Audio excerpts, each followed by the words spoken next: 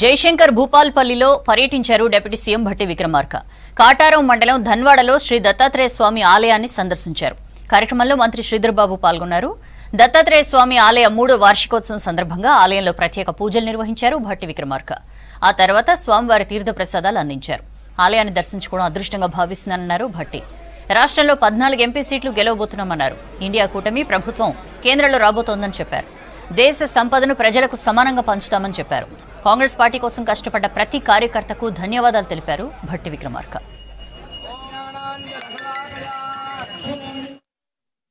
దేశంలో రాష్ట్రంలో ప్రజాస్వామ్యం నిలబడాలని, ప్రజల ఆస్తులు, సంస్థలు, వ్యవస్థలు, వనరులు అన్ని కూడా ప్రజలకే ఉండాలని, ఈ దేశానికే ఉండాలని చెప్పి రాష్ట్ర ప్రజలు, దేశ ప్రజలు కూడా పెద్ద ఎత్తున ఈరోజు పోలింగ్లు పాల్గొన్నారు. అందుకోసమే ఈ సంస్థలు, ఆస్తులు, వ్యవస్థలు ప్రజలకే ఉండాలి, దేశానికే ఉండాలని పోరాటం చేసే కాంగ్రెస్ పార్టీకి ఈ రాష్ట్రంలో పెద్ద ఎత్తున ప్రజలు జరిగిన లోక్సభ స్థానాల్లో అధిక శాతం ప్రజలు అత్యధిక స్థానాలు గెలిపించబోతున్నారనేది జరిగినటువంటి ఎన్నికల వాతావరణం బట్టి స్పష్టంగా అర్థం అవుతాం. 12 నుంచి 14 స్థానాలు ఈ రాష్ట్రంలో కాంగ్రెస్ పార్టీకి రాబోతా ఉన్నారు. దేశంలో కూడా రాహుల్ గాంధీ గారు చేసినటువంటి కన్యాకుమారి నుంచి కాశ్మీర్ వరకు చేసినటువంటి పాదయాత్ర, మణిపూర్ నుంచి మహారాష్ట్ర వరకు చేసినటువంటి బస్సు యాత్ర, ఈ దేశ జీవన విధానం, ఆర్థిక పరిస్థితులు అన్నిటిపైన కూడా స్పష్టత ఇస్తూ అతిపెద్ద లౌకిక ప్రజాస్వామ్య దేశంగా భారతదేశం నిలబడటానికి పొంచి ఉన్న ప్రమాణాన్ని కూడా ప్రజలు వివరిస్తూ గత కొన్ని సంవత్సరాలుగా వారి దేశంలో పెద్ద ఎత్తున పోరాటం చేస్తూ వచ్చారు. ఆ పోరాటాల ఫలితాలు తప్పనిసరిగా జరుగుతున్న ఎన్నికల్లో ప్రజలు వారి ఓటు ద్వారా చూపించబోతా ఉన్నారు. దేశంలో రేపొద్దున ఇండియా కూటమి ప్రభుత్వాన్ని ఏర్పాటు చేయబోతా ఉంది.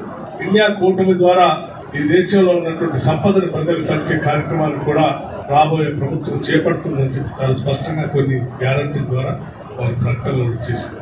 మనందరికీ తెలిసింది, ఈరోజు దేశంలో ఉన్నటువంటి భావజాలన్నింటినీ కూడా పక్కన పెట్టి వారి మీద వారి నమ్మకం కోల్పోని కొన్ని రాజకీయ పార్టీలు వేరే వాళ్ళు లేకపోతే వేరే రకరకాల రాజకీయాలకు సంబంధం లేని అంశాలను కూడా ప్రజలకి చొప్పించి లబ్ధి పొందడం కోసం ప్రయత్నం చేశారు. అయినా ప్రజలు వీటిని గమనించి ప్రజాస్వామ్యానికి కావాల్సినటువంటి అంశాలే తీసుకొని దానికోసం నిలబడగలిగేది కాంగ్రెస్ పార్టీ అని చెప్పి కాంగ్రెస్ పార్టీ పెద్ద ఎత్తున దీవించి పంపిస్తా ఉన్నాం. మేమందరం చాలా గట్టిగా నమ్మకంతో ఉన్నాం. కాంగ్రెస్ పార్టీ దేశంలో ఇండియా కూటమి నాయకత్వం వహిస్తూ ప్రభుత్వం చేస్తాం. ధన్యవాదాలు.